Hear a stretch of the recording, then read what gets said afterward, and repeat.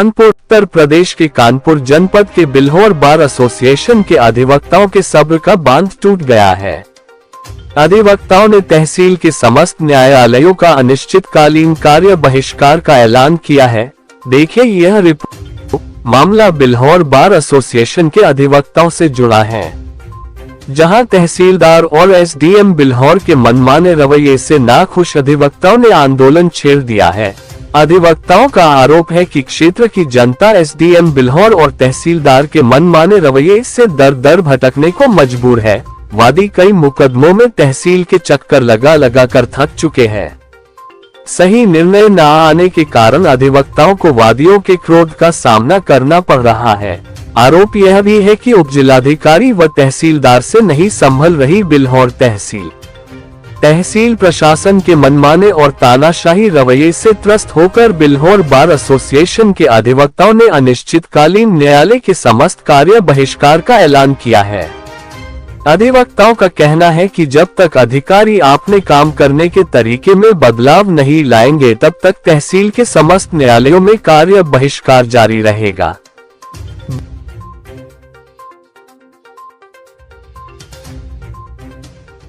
भाई आवंटन पत्रावली रखने का जो लायबिलिटी है वो प्रशासन की है, राजस्व अधिकारियों की है, कर्मचारियों की है।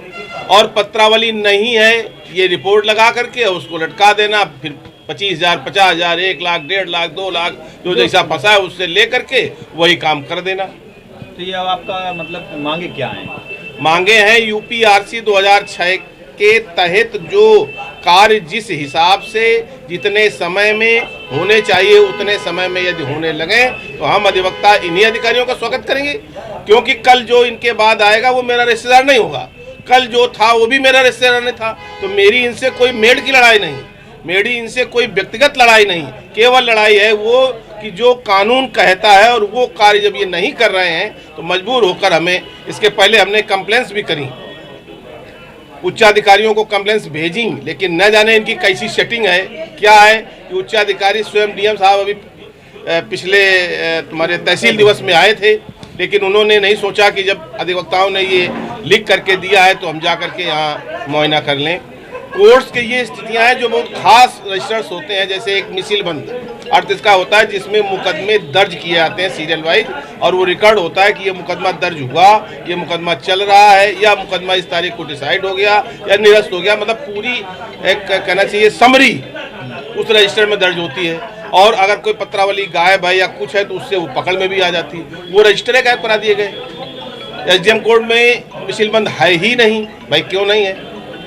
कोई भी पत्रावली चेक कर ले। मैं आज आपके चैनल के माध्यम से ये चैलेंज करता हूं, तहसील बिल्हौर के अंदर जितने भी विवादित मुकदमे चल रहे हैं उनमें पत्रावली में फिजिकली तारीख कुछ और है और कंप्यूटर पर तारीख कुछ अन्य अंकित है। आखिरी क्या है भाई? कंप्यूटराइज सिस्टम है, तुम नेट की बात करते हो, नेट पे मुकदमा दर्ज करोगे, मिसिलबंद नहीं रखोगे तो कंप्यूटर पे ही कम से कम होना चाहिए ना कि आज की तारीख की ये तारीख लगी और इस क्या करना चाहिए कार्रवाई में पत्रावली आगे बढ़ाई गई।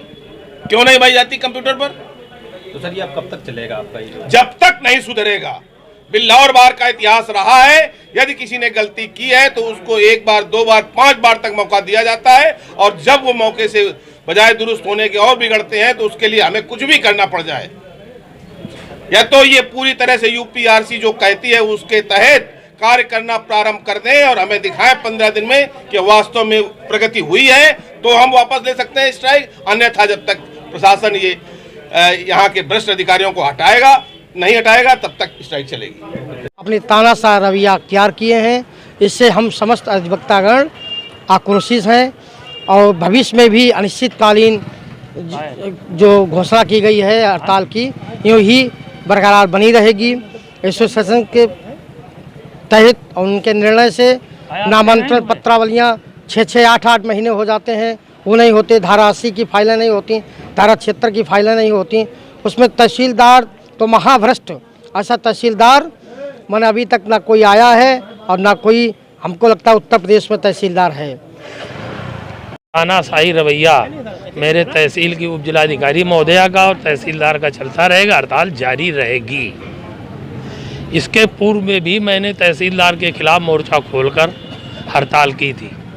9 आगंतुक उप जिलाधिकारी महोदया आई और हम लोगों के बीच में वार्ता करके तहसीलदार के खिलाफ जो हड़ताल थी इसको वापस करा दी थी, लेकिन उनके रवैये में कोई सुधार नहीं हुआ। बादकारियों की समस्याएं, आम जनमानस की समस्याएं, उनको लेकर हम लोग अनिश्चितकालीन हड़ताल किए हैं और बराबर निरंतर जारी रखेंगे। किस तरह की समस्याएं ज़्यादा इस समय देखने को मिल रही हैं? समस्याएं सबसे ज़्यादा जो हैं नामांतरण की हैं, धारा 76 के वादों की हैं।